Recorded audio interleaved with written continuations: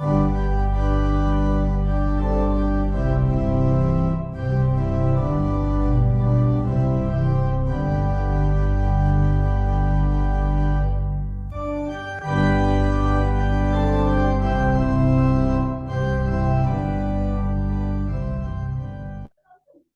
twongere dushimire Imana abakunzi b'umusaraba, izina ry'Imana yacu rihabwe icyubahiro. Nejejwe nanone kubana namwe, nakanya tuba twitanze njye namwe ngo twigane ijambo ry'Imana. Reka tubishimire rero, Imana yacu bishimirwe bitewe n'uburyo iba yemeye ko n'uyu mwanya duhura ngo twumve icyo dushakaho.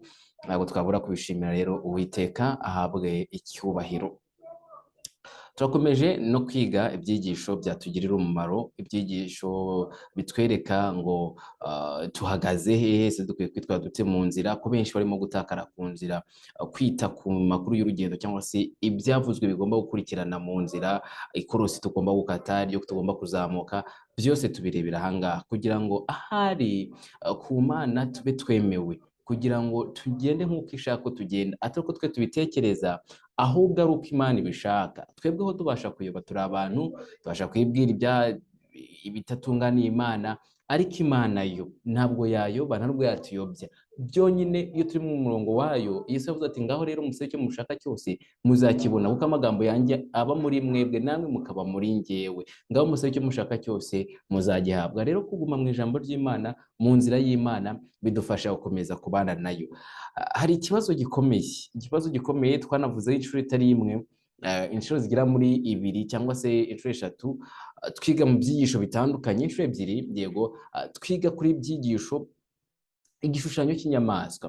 Muri Ibyahishuwe haravuga ngo ngabo batabarutse bari banesheje inyamaswa n'igishushanyo cyayo n'ibindi bikurikira. Nshaka kureba ngo n'igishushanyo cyayo mu byo abatabarutse bazagira mu ijuru bagomba kuzaba barahanganye nacyo, harimo n'igishushanyo cy'inyamaswa. Hari inyamaswa n'igishushanyo cyayo. None igishushanyo cy'inyamaswa kimeze gute? Ese ubundi kizabangamira gito ubwoko bw'Imana? Kuyo twiga ibyanditswe byera bitubwira ngo bazabarenganiza no mu masinagogi, cyangwa se bazabarenganiza abo mwicaranye ku ntebe, nibo bazaza kubarenganya. Bene so, umwanzi w'umuntu azaba mu rugo rwe. Ese none ubwo bizagenda bite kugira ngo igishushanyo cy'inyamaswa kize gukora uyu murimo? Ese no mu itorero ry'Imana, itorero ry'Abadiventisiti b'umunsi wa karindwi, ryaba rivugwa muri uyu murongo cyangwa hari ukundi kuntu bigenda? Iyo tuvuze ubwoko bw'Imana muri iki gihe twavuga itorero ry'Abadiventisiti b'umunsi wa karindwi, ntabwo ari kwibasira abari mu nzego z'ubuyobozi, ntabwo ari kwibasira abizera, ahubwo ni ukureba icyo umurongo w'ijambo ry'Imana uvuze, kuko cyo ntabwo tubasha kugihindura, gikomeza kuba kwa kundi kimeze. Hari benshi bahita bavuga ati mugiye guhangana n'itorero, mugiye guhangana n'abapastore, mugiye guhangana n'ababwiriza runaka. Oya, ntabwo byaca ari guhangana, ahubwo ni ukubaza ijambo ry'Imana rivuga ngo iki, ngo njyewe nitegure nkanjye nkawe.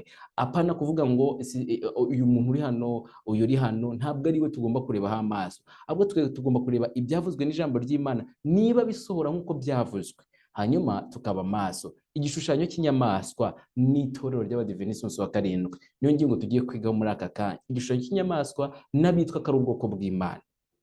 Kadusenga Imana, nyuma twige aya magambo, mureke njye namwe duhombeke amaso maze dusenge. Urakoze Data mwiza, Uwiteka Imana isumba byose, urakoze ku kaka kanya tugiye kurambura ibyanditswe bya byera, twiga icyo ijambo rya rivuga.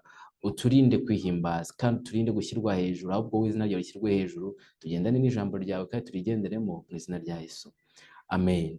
None bite n'igishushanyo cy'inyamaswa? Uranyemerera duhere ku magambo y'igitabo cy'intambara ikomeye, paje 319. Amagambo akomeye, ntabwo ahubwo mbigiye kuyasoma, ariko kujya dusobanukirwa n'iki kintu cyitwa igishushanyo cy'inyamaswa bidusaba kuyasoma ndetse tukanayuza, tukayumva, twumva icyo ikivuzwemo. Tuzaza no kwifashisha ibindi bihamya, ariko reka duhere kuri iri jambo, turyuze, turyumve, turyumve uko ryanditswe, apana ko tubishaka. Byagiye tujya mu ijambo ry'Imana dushaka kuriyobora, mureke twebwe aka kanya twe kuyobora ijambo ry'Imana buryo twe rituyobore. Niwo murongo mwiza, turyumve uko rivuzwe, tutashinga impaka. Reka ndibasangirize amagambo mu gitabo cy'intambara ikomeye, paje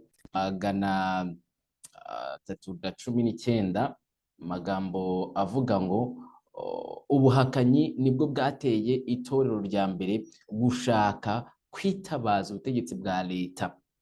ritegurira rityo inzira yo guteza imbere ubupapa ari bwo nyamaswa intumwa, ngo nibwo nyamaswa intumwa,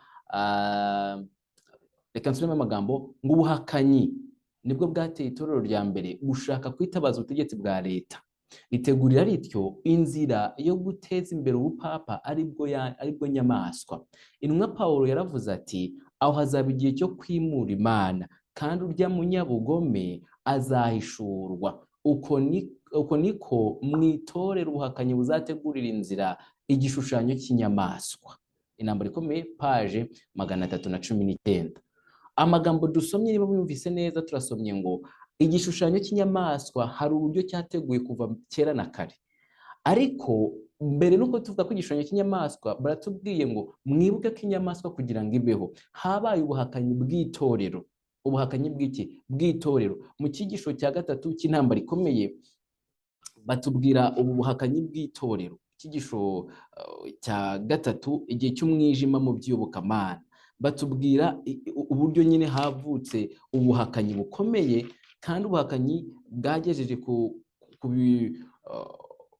ubuhakanyi bwagejeje ku kwimura Imana, abantu bagasigara batagikorera Imana, batakira ubwoko bw'Imana.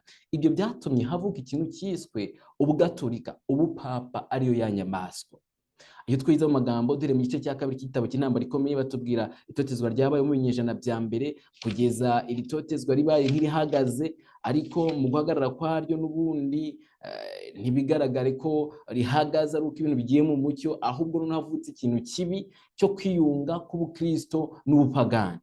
Nuvuga ngo abakristo bari bavuye ku ihame ryo kutifatanya n'abatizera, ihame ryo kureka gukurikiza amategeko y'Imana, bishimira kwifatanya n'abapagani, maze muri uko kwifatanya n'abapagani birangira hari amahame fatizo y'ubukristo birengagije, bavuyeho bajya mu murongo Satani ashaka. Icyo gihe hahise havuka ikintu cyiswe ubupapa, kuko byarangiye n'umukuru w'itorero ry'i Roma nyuma y'uko baguye mu byaha bakoze ubuhakanyi. Iki kintu mucyumve neza, upapa kugira bubeho habanje intambwe yitwa guhakana inyigisho, amahame fatizo, maze abakristo b'icyo gihe bayavamo. Mu kuyavamo ni nayo nzira Satani yabategurije kubaha isumbwe, maze abayigurira n'ibikorwa bya politike, maze ubupapa babo buratangiye gutyo ariyo nyamaswa itegeka ibya politike n'iby'idini.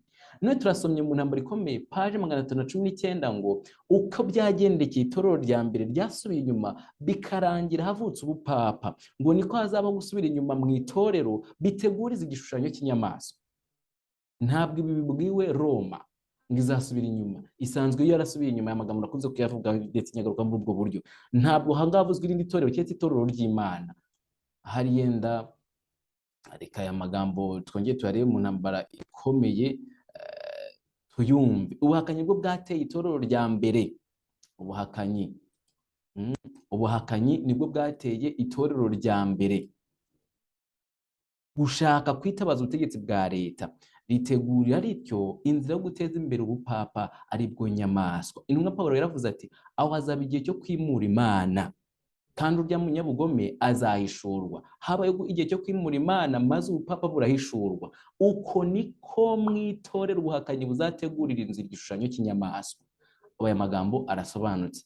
Batubwiye yuko mbere y'uko igishushanyo cy'inyamaswa gitangira gukora, hagombaga kubaho ubuhakanyi no gusubira inyuma. Ariko ibi nshaka kugira ngo tubyigane dukoresheje ubuhanuzi nanone Bibiliya yagaragaje ivuga kuri iki gishushanyo cy'inyamaswa, dore ko tuzi ko igishushanyo cy'inyamaswa kijyanirana no gushyirwaho ikimenyetso ku ruhanga rw'abana b'Imana, gushyirwaho ikimenyetso cy'Imana. Igishushanyo cy'inyamaswa gikorwa mu gihe nanone kiri gukaza imbaraga cyangwa kiri kongera umurego, ari nako abana b'Imana bashyirwaho ikimenyetso mu ruhanga rwabo. Kuko iki gishushanyo cy'inyamaswa kigomba kugera igihe gihatira isi, abakristo, abantu b'Imana kuramya inyamaswa yakijije uruguma rwayishe, maze bikarangira mu itegeko ry'icyumweru hanamanutse ibyago 7. Ni ukuvuga ngo nta kizakurikira imbaraga mu kurwanya Imana. Ni ubupapa, igishushanyo cy'inyamaswa bizishyira hamwe bikarenganya ubwoko bw'Imana. Kandi igishushanyo cy'inyamaswa n'inyamaswa n'ubwo bizakora ibyo, akazi gakomeye kari hagati y'igishushanyo cy'inyamaswa ndetse na Leta Zunze Ubumwe za Amerika. Biratangaje kubona ubupapa bwo butavugwa cyane muri murongo w'amateka aheruka, kuko bwagize igihe cyabwo cyo gukora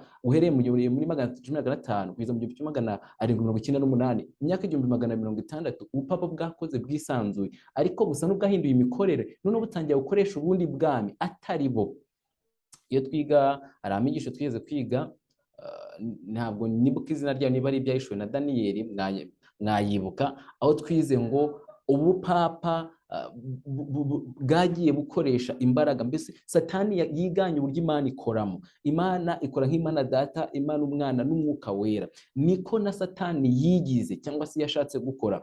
Satani yigize Imana Data, maze agira Umwana ari we Roma, wishyira mu mwanya wa Kristo, unababarira ibyaha, maze kandi agira Mwuka Wera ari we Leta Zunze Ubumwe za Amerika. Nk'uko n'ubundi uyu munsi itorero ry'Imana ku isi riyobowe na Kristo mu Mwuka Wera, ni nako amateka y'isi nanone azasozwa n'umuhanuzi w'ibinyoma, aribwo Protestani bwaguye. Ni ukuvuga ngo bivuga Leta Zunze Ubumwe za Amerika, niho yita bihura. None tugiye kwibaza dushingiye ku buhanuzi bwa Ezekiyeli, ese igishushanyo cy'inyamaswa Ezekiyeli abibona, cyangwa se iki gishushanyo kintu gitera Imana gufuha, akibona n'ishyirwa cy'ikimenyetso cy'abana b'Imana, yabibonye mu buhe buryo? Ese koko byageze mu bwoko bw'Imana? Kuko hari igihe twibaza ngo tukabona habaye gufatanya kw'amadini, habaye gufatanya kw'inzego zitandukanye na leta n'itorero bikihuza, maze tukagira ijambo rivuga ngo ntabwo itorero ryaba Babuloni, mukomeze mukora ibyo mushaka, mwihuze na leta, mwihuze n'amadini. Icyo tuzi ni kimwe, ntabwo itorero ryaba Babuloni. None ikibazo, ubwo niba ritaba Babuloni ariko rikarikorana na Babuloni, ryitwa iki? Cyangwa se abo bantu bitwa ubwoko bw'Imana? Kuko ahangaha biratangaje cyane kumva iryo somo turitanga ngo nta rya Babuloni, nyamara byaba biteye akaka mu gihe bafatanya nabo kwicara n'umukobwa w'i Babuloni. Niyo magambo twize ejo, byaba biteye akaga. Niba utarayabonye usubire uyarebe. None twongeye twibaza ikibazo, niba itorero tuvuga ngo ntabwo ushobora guhura n'igishushanyo cy'inyamaswa, tubaze ibyanditswe, ese Ezekiyeli abireba yabibonye ati? Kuko isomo rimwe muri Ezekiyeli igice cya 9 turarikoresha cyane, tuvuga ishyirwaho ikimenyetso cy'abantu b'Imana mu buhanga, ngo nabaririra. Kansoma iryo somo, fata Bibiliya yawe, Ezekiyeli igice cya 9 murongo wa 4, aranditse ngo nuko Uwiteka aramubwira ati, genda unyure mu murwa hagati muri Yerusalemu, maze ushyire ikimenyetso mu gahanga k'abantu banihira ibizira bihakorerwa byose bikahatakishwa. Ni muri Yerusalemu.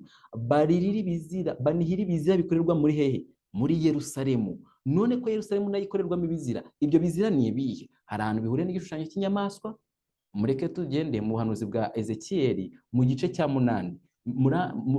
Turajyana muri Bibiliya, ndetse turanakoresha Bibiliya kuri screen, ariko turebe umurongo ku murongo, twumve uburyo Ezekiyeli yabyeretswe n'uburyo biri gusohora, turebe niba hari ahantu bihuriye. Twebwe dushaka no kubariza inzira, ngo turebe inzira y'ukurahiri, maze ahiri ariyo tunyuramo. Ezekiyeli igice cya 9 cya 8, reka mbasharinge.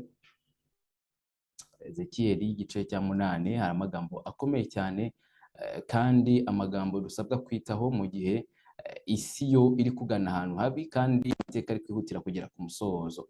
Yerekwa uburyo Imana ifuha. Nuko mu mwaka wa 6 mu kwezi kwa 6 ku munsi wa 5 uko kwezi, nari nicaye mu nzu yanjye n'abakuru b'i Buyuda nabo bicaye imbere yanjye, maze ukuboko k'Umwami w'Iteka akungwiraho narindi. Nuko ndebye mbona ufite ishusho isa n'umuriro uhereye ku rukenyerero rwe ugasubiza hepfo ari umuriro, kandi uhereye mu rukenyerero rwe ugasubiza haruguru harabagiranaga, hari hafite ibara nk'iry'umuringa ukubye. Maze arambura igisa n'ikiganza, afata umusatsi wo ku mutwe wanjye, maze umwuka aranterura angeza hagati y'ijuru n'isi, anjyana i Yerusalemu ndi mu iyerekwa ry'Imana, angeza ku rugi rw'irembo ry'imbere ryaherekeye ikasikazi, ay'intebe y'igishushanyo gitera Imana gufuha yari iri.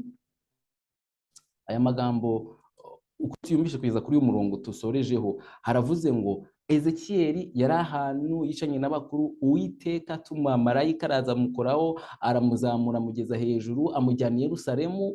Ageze i Yerusalemu ajyanwa ku rugi rw'irembo ry'urusengero, ahageze ngasanga hari igishushanyo gitera Imana gufuha gihari.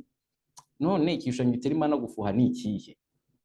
Igishushanyo gitera Imana gufuha cyari kiri hanze, ntabwo cye kiri muri Yerusalemu nko mu rusengero, cyari kiri hanze y'irembo. Abaza uburyo Yerusalemu yari yubatse cyangwa se ubuturo bwera, murabyibuka, rwari urugo cyangwa se byari ubuturo ariko buzitiwe n'urugo. Urwo rugo rwari rufite irembo. Kuri iryo rembo niho Ezekiyeli yahagaze. Hirya hari igishushanyo gitera Imana gufuha. Igishushanyo gitera Imana gufuha cyari gikozwe n'abaki? Byumvikane ntabwo cyari gikozwe n'abo muri Yerusalemu, ahubwo byumvikane ko kiri hanze ya Yerusalemu cyangwa se hanze y'ubuturo. Abari hanze y'ubuturo bakoze ikintu gitera Imana gufuha, baragenda barakirema, maze barangije baza kugitereka imbere ya Yerusalemu ku marembo. Hanyuma iyo twize ubuhanuzi, umwuka w'ubuhanuzi tubwira iki ku bijyanye n'iremwa n'iremwa ry'igishushanyo cy'inyamaswa. Nawe we yabivuze neza, abivuga mu magambo akomeye. Abanza yavuga ko hagomba kubanza habaho ubumwe bw'amatorero yose ya Protestant. Twarabyize kuri paje 310. Reka nze nyashake nyabasomere ubwo bumwe, paje 310. Aha, yego, paje 319 ujya paje 318, 317 ujya paje 318. Ayo magambo arahari aho batubwira uburyo Leta Zunze za Amerika zagenje.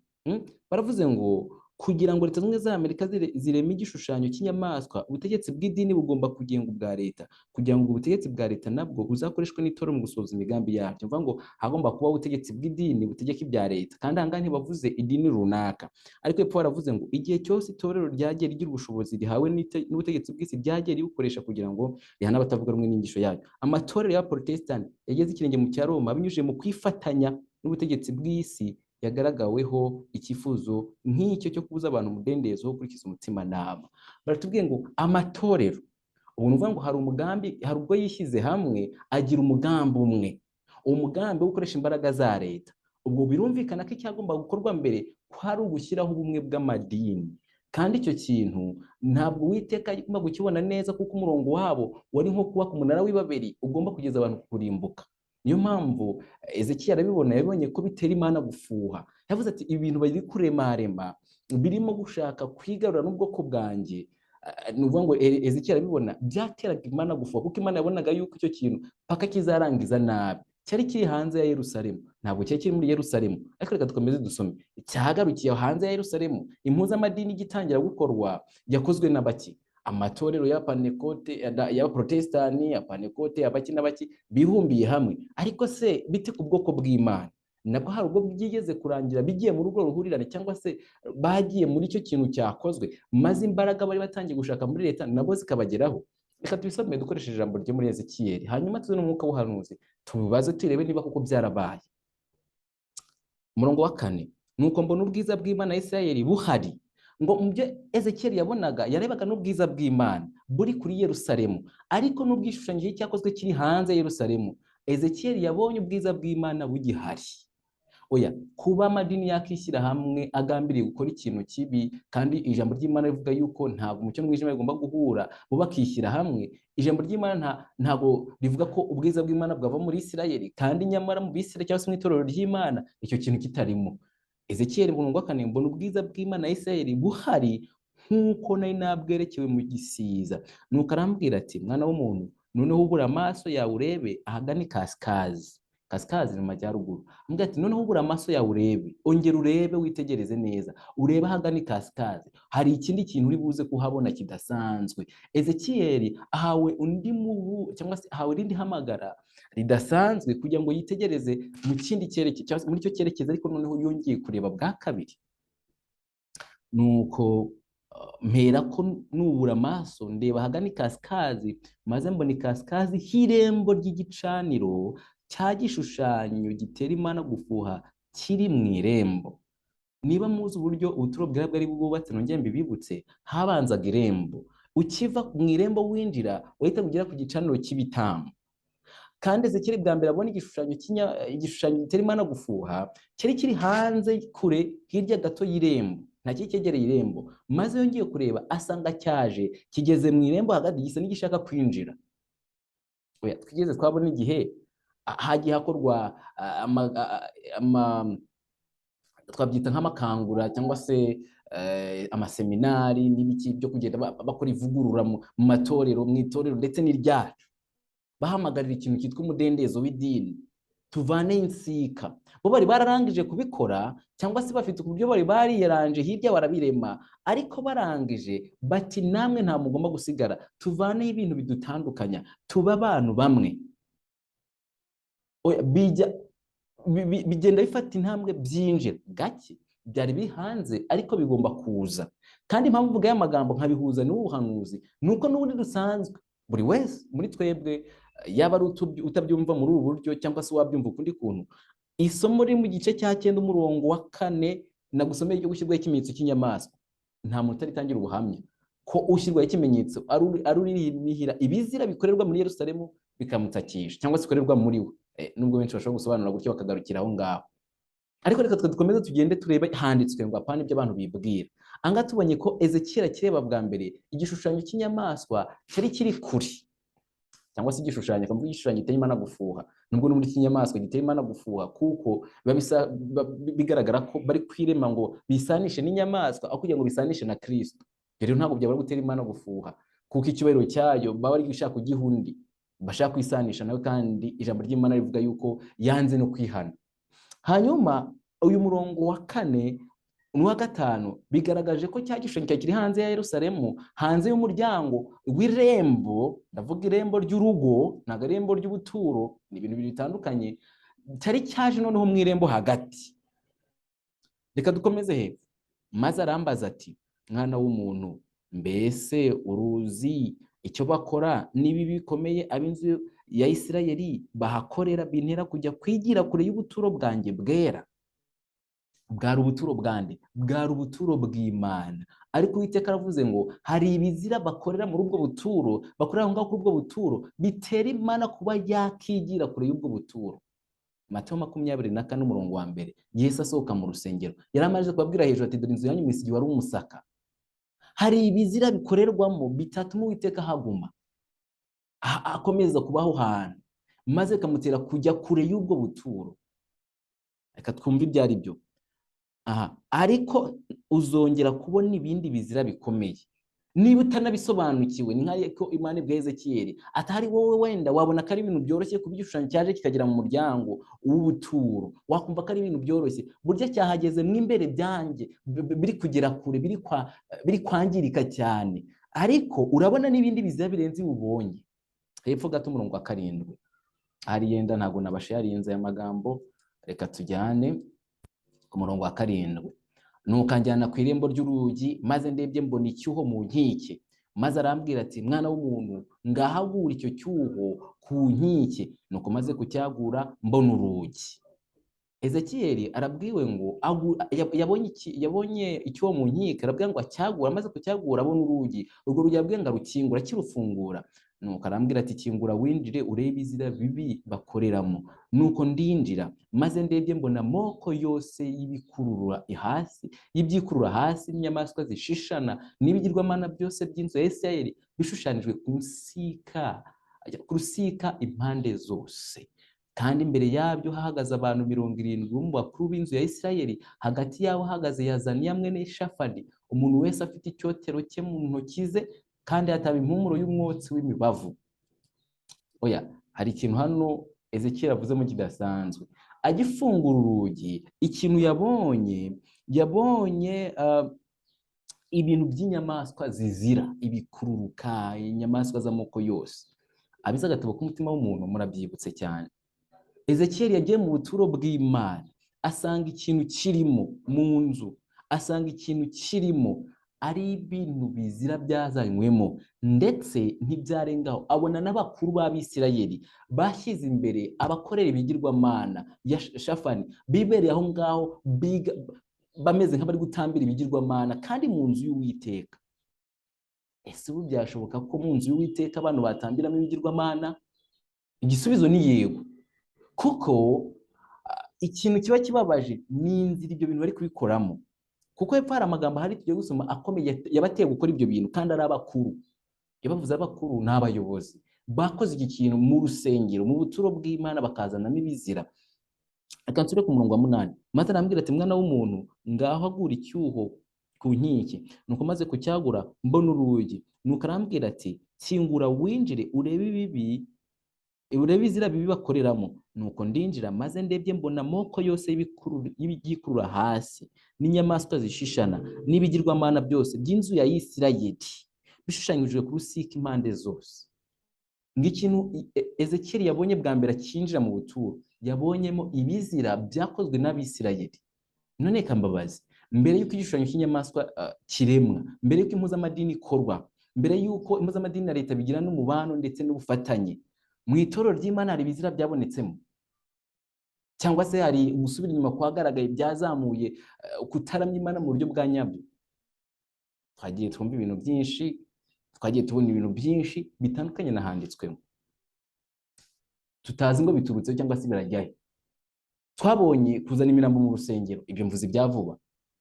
Twabonye guhindura ikirango cy'itorero, hakazanwa ikirango kimeze nk'icy'abandi, byari bigeze kure. Ikirango cy'itorero cyahoze ari abamarayika batatu, kigaragaza umurimo w'itorero ritwaye ubutumwa bw'abamarayika batatu, kigahinduzwa Bibiliya ngiri ifite urumuri n'umusaraba benshi ibyo basanga ucuritse. Nubwo atibyo tugiye kwimbikaho, byo murabibona, ndetse abantu benshi ntabwo bazi icyabaye hagati y'1997 kugeza mu 2000. Nta muntu wigeze amenya ikiri gukorwa, ariko byari ibintu bibi biri kuza bidasanzwe. Ikindi twabonye ibikorwa ariko byabaye rusange, nigeze kukibabwiraho, kujyana umusaraba kumva ni ibintu biri rusange, gucana buji mu rusengero ibintu byabaye rusange. Ni byinshi twavuga ibyo byose, kandi ubwo biri kuvuga ibintu bigaragarira amaso mu mitima y'abizera mu rusengero, byari bigeze kure.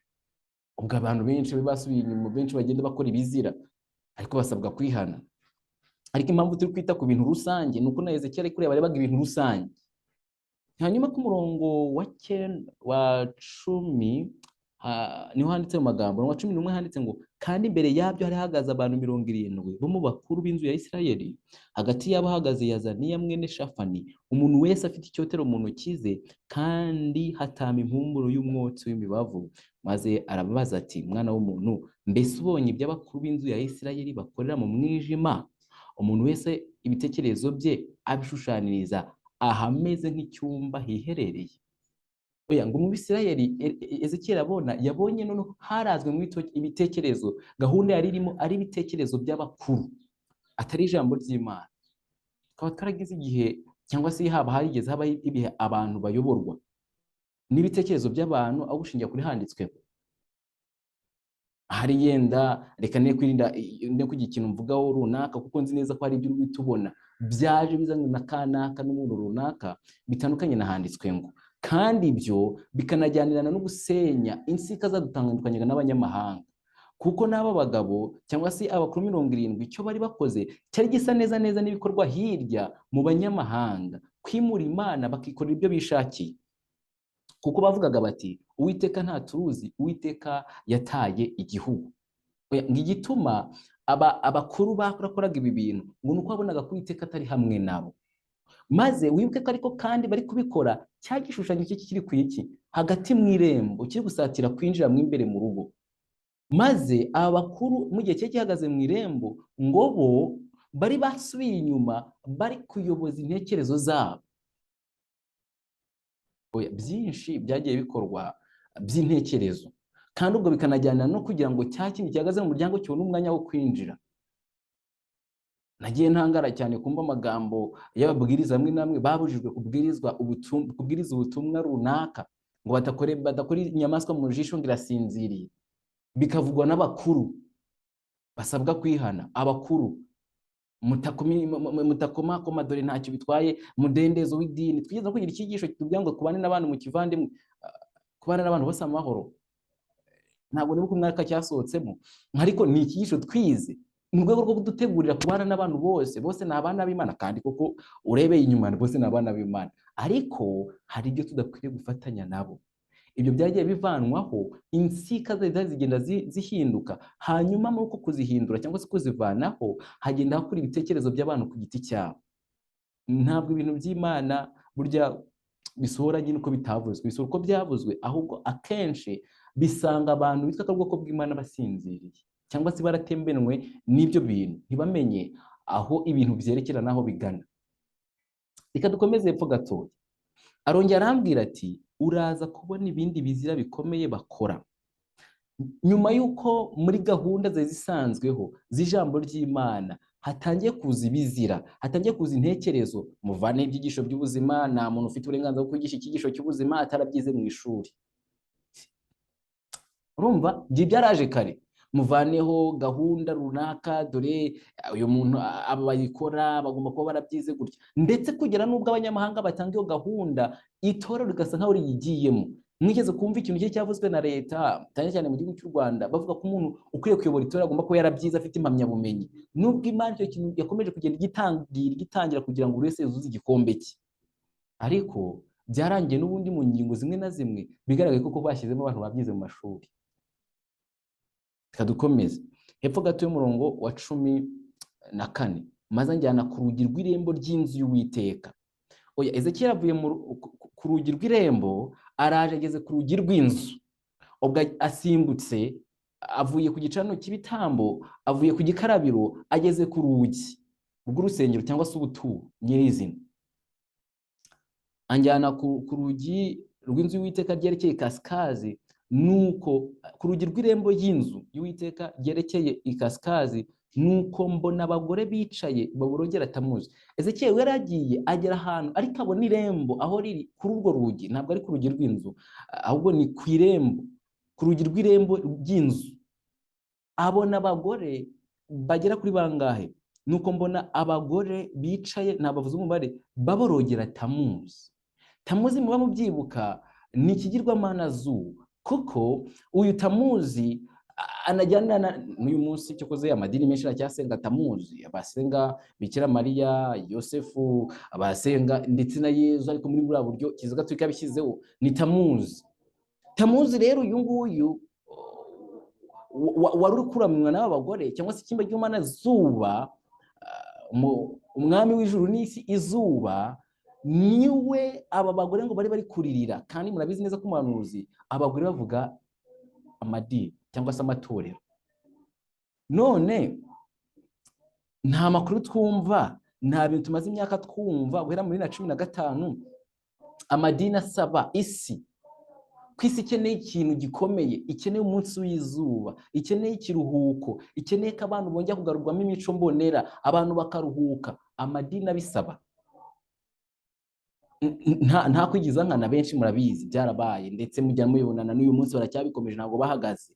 Aho amadini yagiye aterana akandikira za leta, twakwiriye kugira igikorwa, isi iri kwangirika, ubushyuhe burazamutse, siyansi iri kwerekana ibi, amadini akabijyamo, ndetse naho batatinye bakora n'ibisa n'imyigaragambyo, kandi abanyamadini bakabishyigikira. Kuririra Tamuzi, kuririra Tamuzi. Igishushanyo cy'inyamaswa kigomba kujyana na Tamuzi uko byamera kose, kuko tuzi neza ko iki gishushanyo gitera Imana gufuha, ni ukugwa kw'amadini cyangwa se kugwa k'ubwoko bw'Imana bitewe n'abanyamahanga, bigomba kujyana no kuramya Tamuzi. Maze rero ijambo ry'Imana riratangaje. Tamuzi uyu cyangwa se iki gishushanyo zuba, ikigirwamana cy'izuba, abantu bagomba kugisenga babishaka, kandi ngo byahereye mu bagore bari hanze y'irembo ry'inzu y'Uwiteka, bari kuririra Tamuzi, bari kuririra Tamuzi. Umurongo wa 15, maze arambaza ati mbese urabibonye wa mwana w'umuntu we? Uraza kubona ibindi bizira bikomeye biruta ibi. Kandi biravuze ngo no mu bwoko bw'Imana hari ubwo hagomba kuvukamo uyu mwuka. Reka birebe hepfo gatoya. Nuko aranjyana ageza ku rugo rw'imbere rw'inzu y'Uwiteka. Avuye ku irembo, ahaboneye abagore bari hirya y'irembo bari kurira Tamuzi, kandi bari hirya y'irembo, hagati mu muryango w'irembo harimo igishushanyo. Noneho azanywe ku rugi rw'imbere rw'inzu y'Uwiteka. Maze ndebye mbona ku irembo ry'urusengero rw'Uwiteka, hagati y'umuryango n'igicaniro. Noneho ageze ku rusengero, ku rugi rw'urusengero, irembo ry'urusengero, abona hagati y'igicaniro n'urusengero abantu bagera nko kuri 25 bateye imigongo ku rusengero rw'Uwiteka, bareba iburasirazuba, kandi basengaga izuba berekeye aho rirasira. kurirata muzi byararangiye biza no mu bwoko bw'Imana. Abantu bagera kuri 25 batera umugongo urusengero rw'Uwiteka, bareba iburasirazuba kandi basengaga izuba berekeye aho rirasira. Ahantu bari bahagaze murahabonye, bari bahagaze hagati y'umuryango n'igicaniro, hagati y'umuryango n'igicaniro. Kandi tugiye mu buturo bwera, hagati y'umuryango n'igicaniro hari harimo ikintu cyitwa igikarabiro. Abantu bari bahagaze ku kijyanye no kwihana, bari batangiriye ubwoko kwakira imbabazi z'ibyaha, kwakira agakiza, kwatura ibyaha no kubabarirwa. Bari bahagaze ku gikarabiro, ariho bateye umugongo urusengero, bareba iburasirazuba. Oya, inyigisho yo kwihana biravuze ngo yararetswe, maze mu mwanya wayo aho guhamagarira abantu kwihana ndetse no gushaka Imana ngo bajye kurya ku mutsima no kumurikirwa n'amatabaza mu buturo bwera n'amategeko y'Imana, batera umugongo bahagaze habwirizwa ubutumwa bwo kwihana no kwatura ibyaha, birebera iburasirazuba, bareba iburasirazuba, basenga Imana zuba. Oya, hari yendi uyu munsi ntabyo byumvikana neza, hari ingingo ahangaha ntabwo irakomera, ariko igomba gukurikira uko byamera kose. Abantu bagomba gusenga Imana zuba. Ubushyuhe bwabaye bwinshi, isi igeze habi, uko Papa Francis yabyanditse muri Laudato Si. Abantu benshi bitwa ko ari ubwoko bw'Imana batakijijwe n'ukuri, batakunze kuri ngo bakizwe nako, baraje bashyigikire gahunda ya climate change, kandi ni ibintu binagaragarira amaso, kugira ngo ukuntu Satani akora ibintu bye mu buryo bubi cyane. Ateza ikintu kigaragara ukabona ko cyagaragaye, ku buryo koko nawe utakirwanije umuntu aribaza uri mu murongo. Umuntu navuga ngo tugiye kuruka ku cyumweru kugira ngo twongere siporo, nako henshi byaratangiye, kandi uyu munsi barabishyigikira. Burya rero ibintu biba bitangaje. Yesu navuze ati burya mbere yuko imvura igwa maza mwareba igicu mukavuga ati imvura igiye kugwa. Ntabwo imvura yagwa idakubye. Uko imvura itagwa idakubye cyangwa se atabayeho kugaragara kw'igicu cy'imvura, niko n'itegeko ry'icyumweru ritari kuzaho cyangwa se kubaho hatabanje kugaragara umwuka w'itegeko ry'icyumweru. Uko byatangiye gishyirwaho ni nako biri gutangira cyongera gushyirwaho. Isabato ikurwaho bwa mbere ku bwa Constantine, icyumweru cyatangiwe gifatwa nk'iminsi y'imyidagaduro, nk'umunsi wo kwishima. Nyamara isabato igirwa umunsi wo kwiriza ubusa n'agahinda. Umunsi w'icyumweru umunsi wo gusabana, imikino ku masitade. Hari uyu munsi bimeze biti Free Day, igenda ikomezwa n'intambara nayo tuzarebaho ibyayo, y'Uburusiya na Ukraine n'ibiki. Uyu munsi nk'igihugu cy'u Rwanda barabimenye, byarenze icyumweru kimwe mu kwezi, bigeze hafi mu byumweru hafi bitatu, bigiye gusatira hafi ukwezi kose ku cyumweru Sunday ari Free Day. Free Day, umunsi wo kureka imodoka ngo zitagenda mu muhanda, abantu bakora imyitozo ngororamubiri, bagarure ubuyanja, bagarure amagara mazima, barwanye indwara z'imivuduko, barwanye indwara za diabete, nyine z'igisukari, abantu bakora siporo. Mu by'ukuri byumvishe ntabwo ari ibintu bibi, ni ibintu bigaragara ko ari byiza, ariko bigomba kurangiza bibaye icyago, bibaye agahato. Free Day kaba agahato. Oya, ku buryo n'umuntu azabira akavuga ati nta hantu bihuriye n'ubuhanuzi, nta hantu bihuriye n'ibyo kuramya. Satani ni umukozi w'umuhanga, usibye ko bari kumwe n'Imana ngo bazanesha byanga byakunda. Ahangaha rero abantu barihagarariye ku mwanya wo kubwiririzaho, batangiye kubwiriza ibintu by'isi. Muri uyu murongo uri kuvuze kureba iburasirazuba. Bwa mbere igikorwa cyabaye ni ukwerekera iburasirazuba, bakareba ikiriyo, bagahanga amaso ikiriyo. Uyu munsi nawe mu gitabo cy'intambara ikomeye avuze ngo abiringira Imana y'abascientifique y'amashuri na za kaminuza bazava ku kejo, kugira ngo bazacike Satani bizabagora. Ariko wakubwiraho ibi bintu bya science bigeza abo mu itorero, kugeza naho umuntu azira ibintu by'abascientifique akabuzwa kujya mu rusengero rw'Imana. N'Imana ifite icyo yavuze kuri ibyo bintu byo kwitungira amagara mazima. Science ntabwo ibintu, kandi ababiri inyuma nabo bagaragara ko nyine ari babandi batwaye amategeko y'icyumweru, ariko ku cy'ubwoko bw'Imana bo bayinjije, ku cy'ubwoko bw'Imana bwanze kwita ku miburo, ku cy'ubwoko bw'Imana bwanze kwita ku ijambo ryayo, bugakomeza kugira imitima y'ibirimarima. Ijambo ry'Imana riravuga riti, reka mbasomera amagambo ari mu ntambara ikomeye, kandi narane yabasomeye, usibye ko ijambo ry'Imana rihora ari rishya, mubyumve neza, mwumve uburemere Ezekiel yabonye bino bintu abantu berekeye iburasirazuba, murebe n'intambwe abantu bari gutera berekeye iburasirazuba, maze habeho kwihana bikitwa none kuko igihe kigiye kugera abahoze babwiriza ubutumwa, abahoze bitwa ko ubwoko bw'Imana. Natangaye cyane niga amagambo avuga ku byago birindwi by'imperuka, niyo bazasogongera ku byago birindwi by'imperuka bwa mbere. Hazaba habaye iki? Abantu bazarwa ku byago birindwi by'imperuka arabazaramye inyamaswa n'igishushanyo cyayo. None bizagenda bite kugira ngo abakuru mu bwoko bw'Imana bahoze afite inshingano kugeza ku mwizera wa nyuma ari bazaherwaho bagirwaho n'ibyago birindwi by'imperuka? Rero ni amagambo akomeye cyane. Mu gitabo cy'ibyo twabyo minsi y'imperuka amagambo arimo kukitwa ngo ibyago birindwi by'imperuka n'itorero na bwoko bw'Imana ukuntu bizaba bimeze, cyangwa se abahoze bavuga ko ari ubwoko bw'Imana nibo bazasogongera bwa mbere kuri ibyo byago. Bivuze ngo harwaza barifatanije, baravuye ku byo bavugaga mbere, baravuye ku kejo bakifatanya n'imyuka iyobya, bakajya kuramya igishushanyo cy'inyamaswa n'inyamaswa. Twe turacyareba ese igishushanyo cy'inyamaswa ko kiri kuremwa cyangwa se cyakozwe, abitwa ko ari ubwoko bw'Imana bahagaze he? Kugeza aho abantu batangiye kurirata muzi, bakarekera iburasirazuba, bakajya guhangara kureka kuramya Imana, bakaramya Imana zuba. Igitabo cy'intambara ikomeye ngiye gusomera amagambo ari kuri page 313 avuga kuri ibi bintu bijyanye no kwerekera iburasirazuba. Aho bitangirira mu bijyanye no kwitungira amagara mazima. Ntabwo bitangira abantu bareba iburasirazuba ngo bahite baramya izuba, ahubwo bitangira ari ikibazo cy'ubuzima. Dusome ayo magambo maze urebe niba kuko ibintu byarabaye. Niba bitari byaba, haracyari igihe kinini cyo gutegereza, ariko niba byarabaye wihute cyane, wihane udatungurwa. 413 ayo magambo ni wari nyasomye gatatu, nubwo wenda nshobora no kuzayasoma n'izindi nshuro kugira ngo hari wenda agire umuntu wumva kanguke. Haranditse ngo page 413 igika cya kabiri. Gusa aya magambo yasomye uhereye kuri page 412 ugahera kuri iki gika cya nyuma kivuga gukiranirwa n'umwijima mu bya mwuka byariho mu bihe bo mu gihe cyo kwikuza kwa Roma, byari ingaruka na kukazo gukura ibyanditswe byera. Ariko se ni hehe mu mucyo w'ubutumwa bwiza mu gihe cy'umudendezo mu by'idini dusanga impamvu y'ubuhemu wiganje kwanga amategeko y'Imana n'ingaruka yo kwangirika? Kuko Satani atagishobora kubohera abantu munsi y'ubutware ngo munsi y'ubutware bwe abahisha ibyanditswe byera, yitabaza ubundi buryo kugira ngo asoze umugambi we udahemuka. Gusenya ukwiza gushingiye kuri Bibiliya bimufasha kugera ku mugambi we wo kwirimbura nayo ubwayo. Amagambo yo yakomeje ugira ku bantu bitwa ko baharanira inyungu zo guteza imbere amategeko y'icyumweru, kandi nabo bitwaje Bibiliya. None iyo tugeze ku kika cya kabiri kuri page 413 haranditse ngo ibiramambu abo bantu bitwaza ko uko kwihutira gukwirakwiza iryo nonekara by'imico y'abantu biterwa no kudakomeza itegeko ryo kuvuka ku munsi wa mbere w'icyumweru wahimbwe isabato ya Gikristo, kandi guhatira abantu bose kuwukomeza ngo bizanoza imico mbonera mu bantu.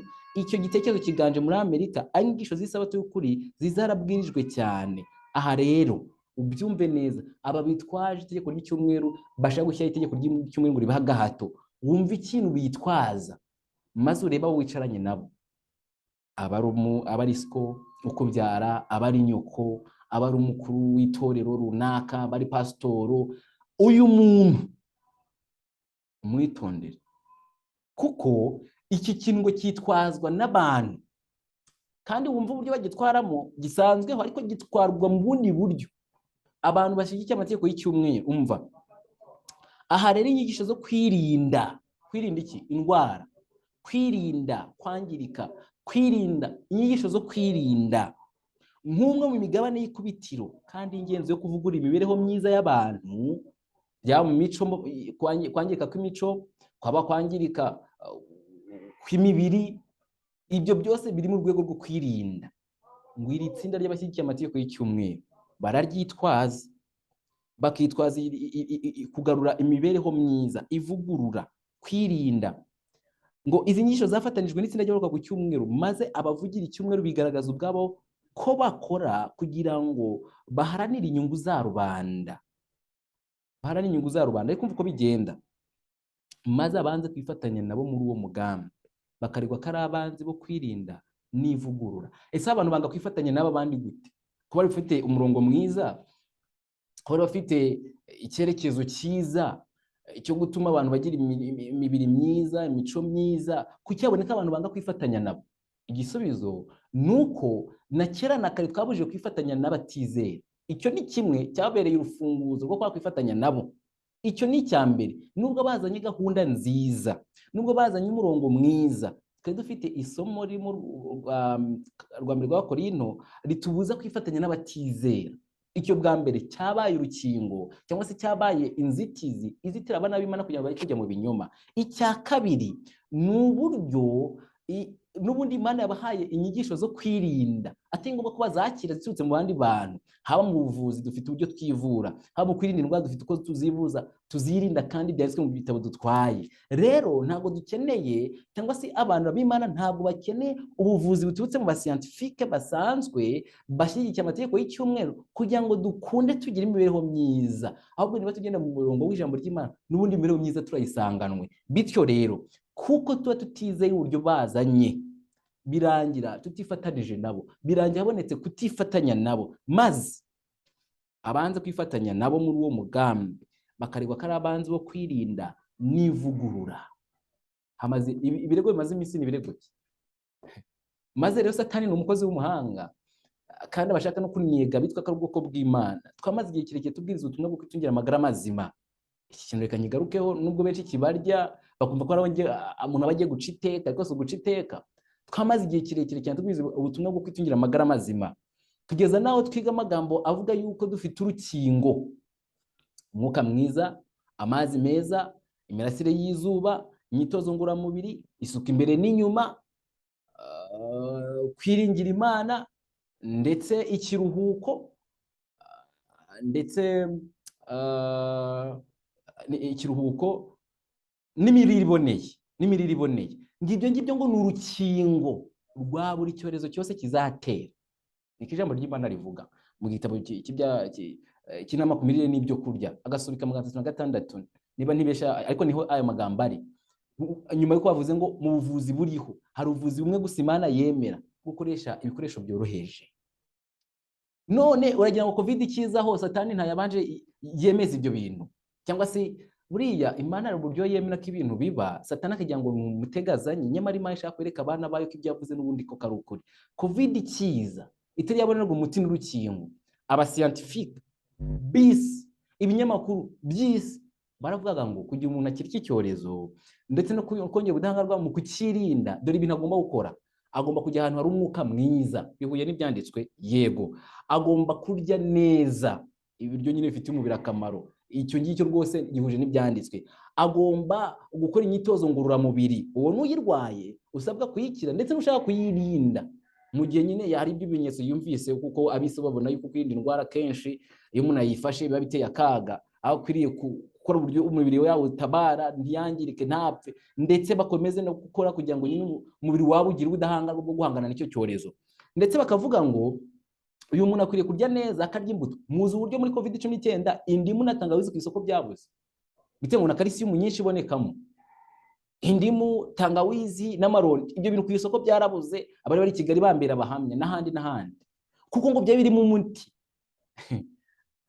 Ijambo ry'Imana yatangaje. Muri Madagascar baravuga ngo twabonye icyatsi cya Artemisia cyakiza iki kinyagwa cya COVID-19. Perezida Magufuli natumiza icyo cyatsi.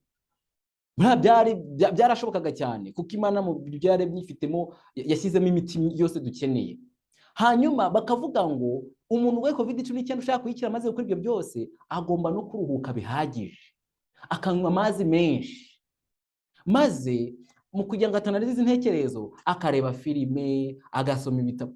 Oya, ibyo bintu byitwa kwizera, kwiringira Imana. Iyo umuntu yirigiye Imana umutwe w'uburuhutse.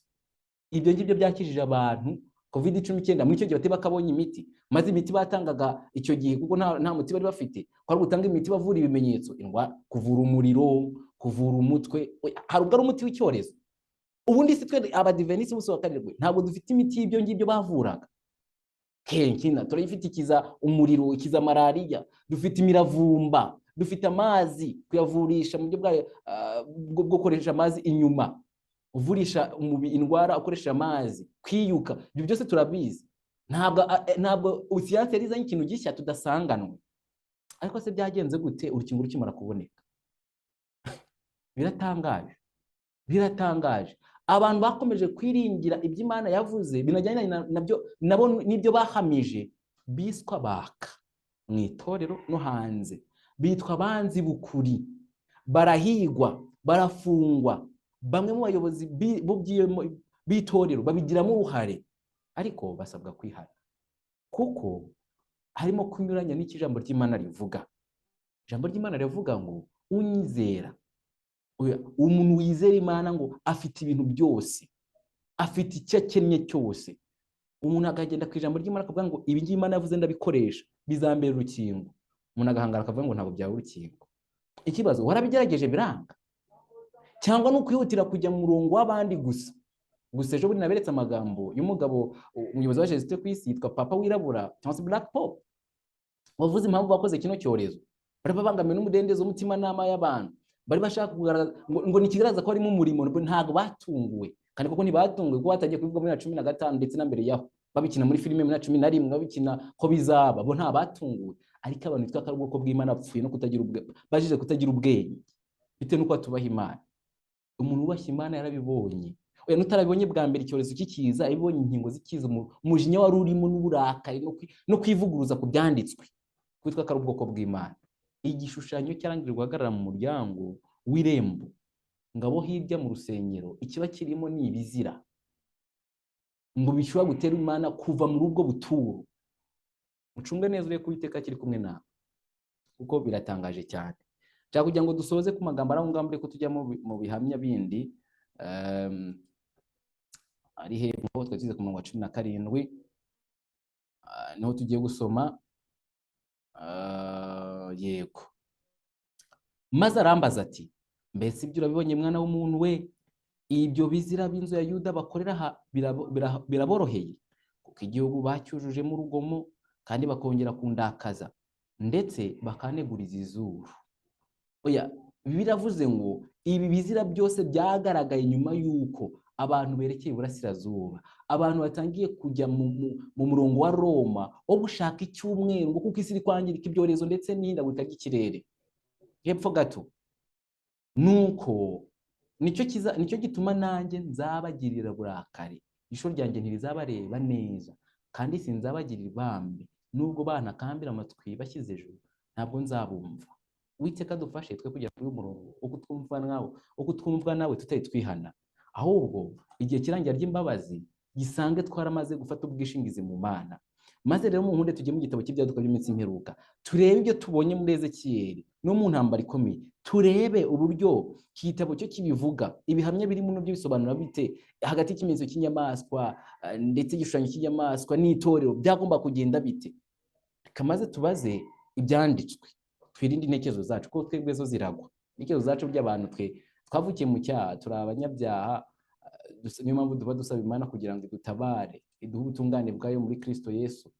Rero iyo tutagendanye nahanditswe ngo tugashaka kwishingikiriza ku byacu, birangira n'ubundi bibaye ibyo dukoze isoni ahubwo, kuko nta bizima tugira, twebwe ibyacu ni bibi.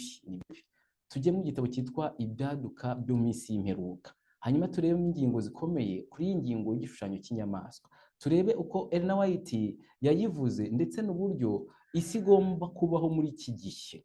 Ndavuga isi y'Iyobokamana. Akagingo ka 457 haranditse ngo imbaga y'abaprotestani bazishyira hamwe n'umunyabugome, kandi itorero n'isi bizihuriza mu bwumvikane bwononekaye.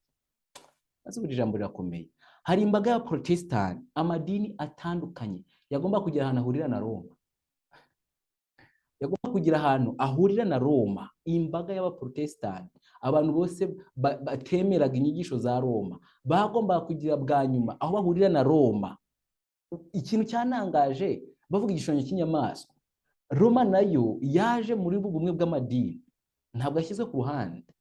Impuzamadini ziriho na Roma irimo kandi ari umuyobozi. Reka igomba kumuyobozi ko igomba gutanga amategeko. Bagombaga kugira Protestani bakagira ubumwe bahuriraho na Roma, kandi ibyo bavuze ngo itorero n'isi igomba kugira ubumwe bwononekaye. N'itorero rivuzwe hariya na amatorero yaguye nangwa n'itorero ry'Imana. Igisubizo n'itorero ry'Imana igomba gusubira inyuma, ngo twebonye muri intambara ikomeye havuga ngo uko bwa mbere kujya Roma ibeho, itorero ry'Imana icyo gihe ryasubiye inyuma maze bigateguriza inzira ubupapa, ni nako igomba kuzagenda ku gishushanyo cy'inyamaswa. Maze mukagira Imana mwe nicyo Uwiteka atavuze. nicyo Uwiteka atavuze. Itorero ry'i Roma mu Burayi n'Ubuprotestani bwahakanye muri Amerika bizitwara kimwe mu kurwanya wa mategeko y'Imana. Aka kagingo ka 458 kukavuze. Uko itorero mu Burayi ryitwaye niko n'Ubuprotestani bwo muri Leta Zunze Ubumwe za Amerika ngo bugomba kwitwara. Ubuprotestani bwahakanye niko buzitwara. None twarabanje twabona ubumwe bw'amadini na Kiliziya Gatolika, yego. None twabonye ubumwe bw'amadini na leta, yego. Utegereje iki muvandimwe? Utegereje iki ngo wihane? Ese Uwiteka atakoze? Reka njye hejuru gato kuri page ako kagingo ka 455 nako tukumve. Ubuprotestani buzaramburira ubutegetsi bw'Iroma mu kuboko k'ubufatanye bwa kivandimwe. Ubwo nibwo hazashyirwaho itegeko rirwanya isabato y'Imana n'umwirema. Icyo gihe nibwo Imana izasoza umurimo w'inzaduka ku isi. Ubu iri jambo rirakomeye. Haravuze ngo Ubuprotestani nibwo bwagomba kuramburira ukuboko Leta Zunze Ubumwe za Amerika. Kuramburira ukuboko Roma, Ubuprotestani. Oya, 2017 byagenze ute? 2017 byagenze ute? Ese abantu basabye imbabazi n'aba Gatolika bishe hafi miliyoni 60 z'abahakanyi, cyangwa bahakanye no basabye imbabazi basubira mu rugo? Maze icyo gihe n'Abadventiste twari turiyo, reka mvuge gutyo, twe duhagarariwe. Mukuru w'itorero ry'Abadventiste ku isi Ted Wilson yari arimo muri icyo giterane. Aravuga ati Ubuprotestani turabukomeje. Ariko babukomeje mu buryo nyuma gato niho haje ibyo kwita ngo we kubangamira mugenzi wawe, umudendezo w'idini, urabukomereza he? Icyo kintu cyakozwe nuko ngo Ubuprotestani uko byanditse hariya bwagomba kumanza bwarambura ukuboko bukabwira Roma bati twe twaribeshye, reka Ubuprotestani tubuhambe. Burahambwa. Umaze guhambwa niho katangiye kuba. Muri 2007 nta mahoro yongeye kugaragara mu by'Iyobokamana rwose, aho mu idini runaka iryo aryo ryose ibintu byakomeje kuba bibi. Akagingo ka 661 haranditse ngo mu gihe amatorero yifashishije imbaraga y'ubutegetsi bw'isi ngo hatire abantu inshingano y'idini y'ubwabo yo abayiremye mu gishushanyo cy'inyamaswa. Wumva cya kintu cyitwa cya gishushanyo gitera Imana gufuha. Nuko nyine izo mbaraga za leta zaza mu itorero maze bikarangira bitorero bakoresha imbaraga za leta mu guhatira abantu iby'idini. Buriya ntabwo wese urumva itorero ryakoresha iziye mbaraga mu guhata, cyangwa se iyo bijemo ikintu cyitwa gahato nyine bagomba gushaka imbaraga zirenze izo bafite, kuko bo nta gereza bafite ariko leta irayifite. Natangajwe n'amagambo y'umukuru w'itorero umwe wavuze uti abantu banze gufata urukingo rwa COVID-19 nabashyikiwe na Bibiliya ntabwo bashyikiwe n'umwuka w'ubuhanuzi, mugende mubigishe nibanga mubahane. Iryo jwi nta muntu w'Imana wavuga iryo jambo, kuko icyacu ntabwo gusyashariza abantu bakunde bajye kubahana. Naho umuntu wabuze neza ko ari mu ikosa uravuga uti mwene data hindukira bitakuzanira ingaruka. Ariko ntabwo ari wowe uvuga uti ngaho genda umurebe, ahubwo uramusanga. Ntabwo utuma mugenzi wawe ngaye ujya kumureba, ujyayo. Ariko byarabaye, benshi barafunzwe kandi bafungwa nyuma y'amagambo yagiye avugwa na bamwe mu duhuje kwizera. Nshuti, usibye kwiziba amatwi ngo tutumva, ijambo ry'Imana ryarabivuze ko ibi bigomba kubanza byabaho. Amategeko ya leta akaza gukora mu madini, mu itorero. Leta Zunze Ubumwe za Amerika zahise zivuga muri iki gihamya yuko igihe nabo baza barikoresha itegeko rya dimanche nta bitandukanye no kubwira abantu ngo barame inyamaswa n'igishushanyo cyayo. Hano batubwiye uburyo Ubuprotestani aribwo bwagomba kurambura ukuboko kwabwo ngo bufatane n'ubutegetsi bw'i Roma, kandi koko niko byagenze. Ariko ndashaka kugira ngo dusome agasubi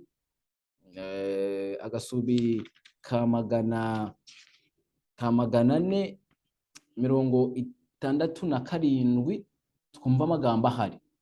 Kugira ngo biringire kwamamara no kurindwa, abanyamategeko bazadohora bemere kumvira ibisabwa n'itegeko ry'icyumweru, kuvuga iteka rizahatira abantu kubariza itegeko ryashyizwe n'ubupapa bica amategeko y'Imana. Igihugu cyacu kizareka burundu iby'ubutabera. Iki gihe bavuga kujyanye n'itegeko ry'icyumweru, ariko nyamara twatangiye kubona ibitanyanga byabyo. Amaleta hafi ya yose yo mu isi yirengagije ibiri mu itegeko nshinga ryazo bitewe n'icyorezo cyaje. Na leta y'u Rwanda ifite itegeko nshinga rivuga yuko umuntu afite uburenganzira ku mubiri we ukigomba kuwukorerwa, ariko icyo ngicyo cyarirengagijwe.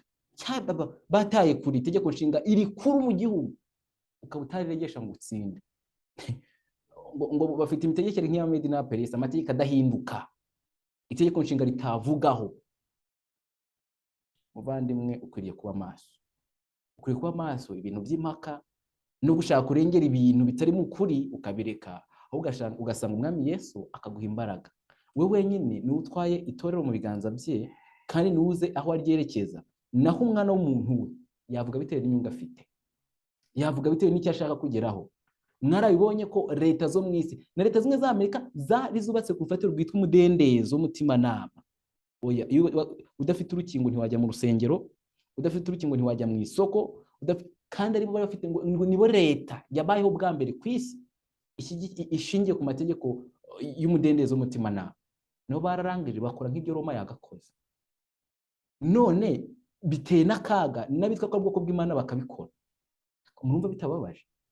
Ahari ubuhungiro nabo ugasanga bitwaye nk'abisi.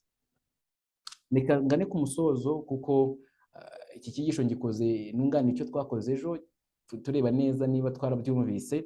Ejo tuzakomeza undi mugabane, ariko nizere ko iyi nyigisho y'Inyamaswa yumvikanye, kandi mu kumvikana kwayo si uko nshaka kugira ngo mbakomveke ngewe ntago ndi kuri ni Yesu Kristo, ni ijambo rye.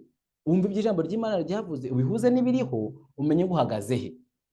Uhagaze kuko benshi impamvu uvuze aya magambo nuko asigaye avuga ngo turi kwigisha, dushaka gukora abantu mu kuri. Nakubura mu kuri ngo ushyirehe muvandimwe.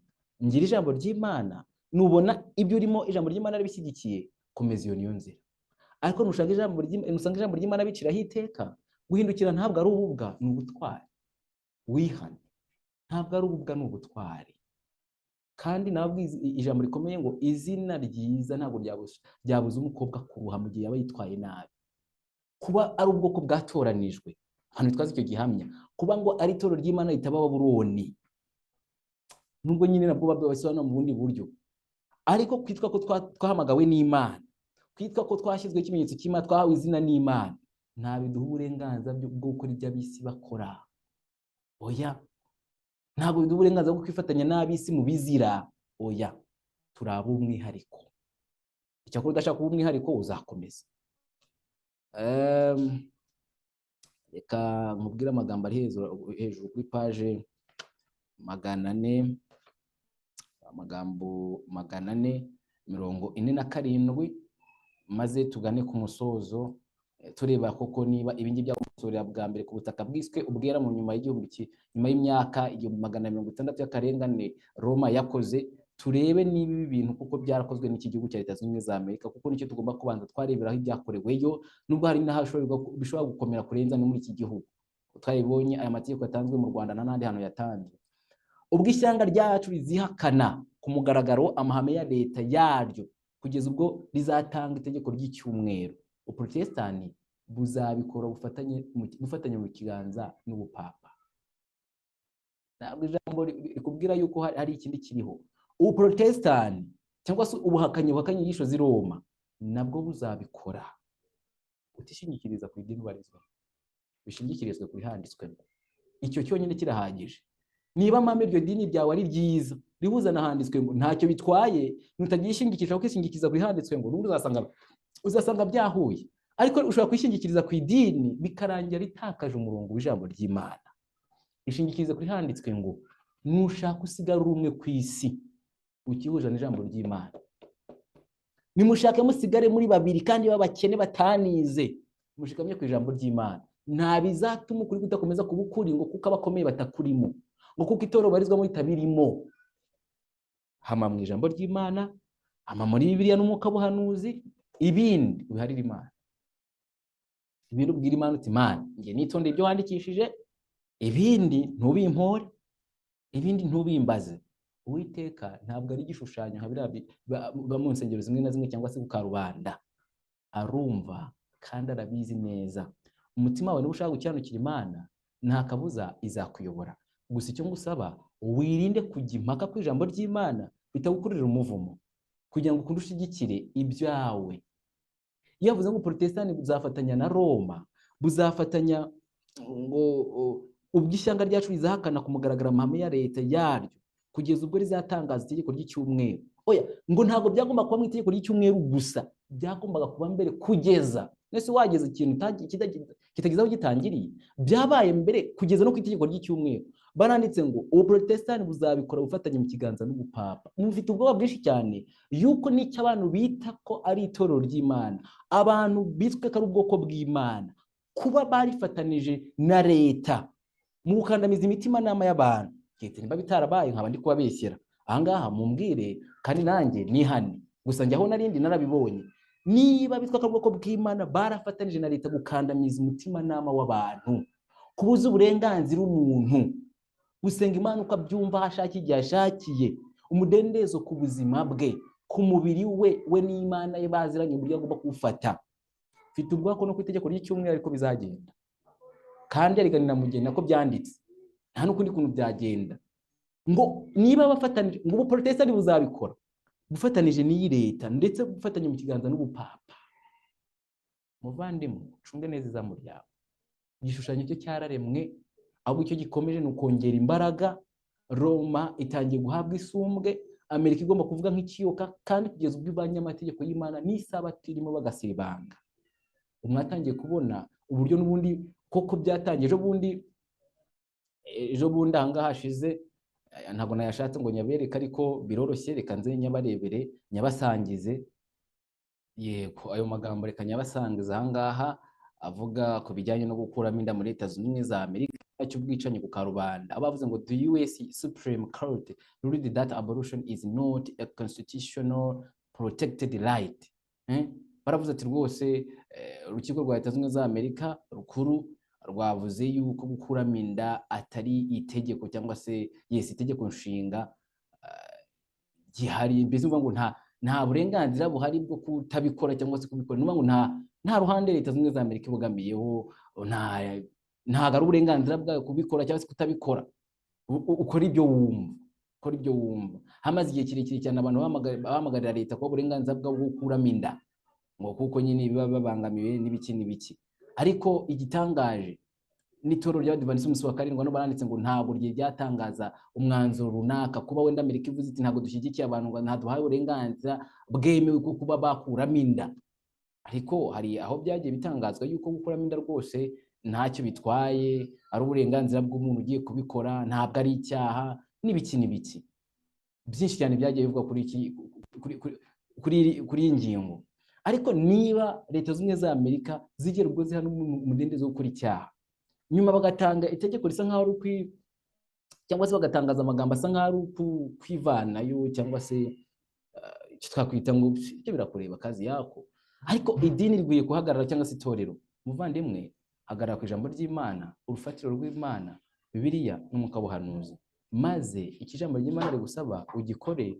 Ibindi biharira Imana izabyimenyera. Uwiteka dufashe duhagarare ku ijambo rye, kandi ubwo igishushanyo cy'inyamaswa kiri kugenda kiremwa kandi gikomeje kongera imbaraga, ntabwo kiri kuremwa ahubwo kiri gushyira mu bikorwa amategeko yo guhata abantu kuramya inyamaswa n'igishushanyo, kuramya inyamaswa no kukiramya cyo ubwacyo. Twebweho twumvira Imana, kumvira abantu. Nibyo ngusabira nanjye nisabira mu izina rya Yesu. Amen. Koze data mwiza, Imana igira neza kubwa amagambo duhaye, ude kwimbika mu ijambo ryawe, kandi tumukirwe mu ntekerezo n'umwuka wawe wera. Twebwe turi batoya, uri mukuru, utuyobore mu nzira y'ukuri mu izina rya Yesu. Amen.